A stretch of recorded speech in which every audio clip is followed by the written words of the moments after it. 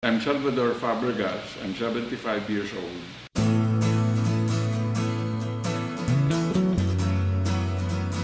In 2013, February 18, I suffered a heart attack. I was brought to the Philippine Heart Center. They discovered that my heart was seriously in danger. 2 days later, kinuhanan ako ng 2D echo test. Ito yung test para sa mga heart patients to determine kung anong nangyayari sa puso. Doon sa 2D echo ginawa nila, February 20, it showed that my heart was weak. Medyo may problema nga talaga yung puso ko. Pero hindi naman ganun kasama ang nakikita doon.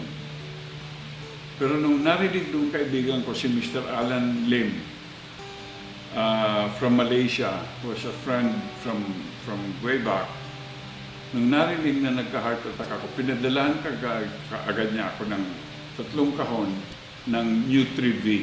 Sabi niya, parang ang lakas mo ngayon. Maganda yung recovery mo. And I was feeling well. Palakad-lakad lang ako noon.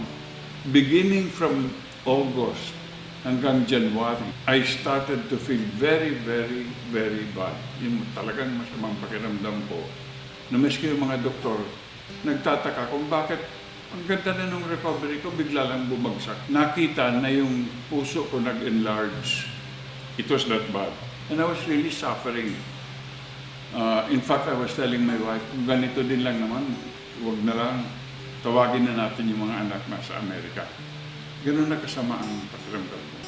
Tapos nung January, na-analyze ng misis ko na parang wala naman ibang naiba kundi yung sa Nutri-V. So, nung ininom ko yun, after only 2 months or 8 weeks, nagpa-test ulit ako. Nung nakita ng doktor kung ano yung resulta ng test, halos mahulog siya sa silla. He almost fell off the chair. Sabi niya, this is amazing. Hindi nangyayari ito. Gulat na gulat siya, tapos ganyan siya sa akin. Yung pala, dahil nung November, my heart had grown to be 5.9. So nagulat siya na ngayon, bumaba na sa 4.7. So Alan was kind enough to send 5 boxes right away. So instead of just taking 1 sachet a day, because I know that from my knowledge of health supplements, I know that when you're trying to treat an illness or recovering from serious illness, you should increase the dosage. Kaibigan, pare, mga hindi ko kilala dyan, napakagandang pag-asa dito sa Nutri-Village. I thank Longreach for bringing this. I thank Alan again. Alan, thank you very much.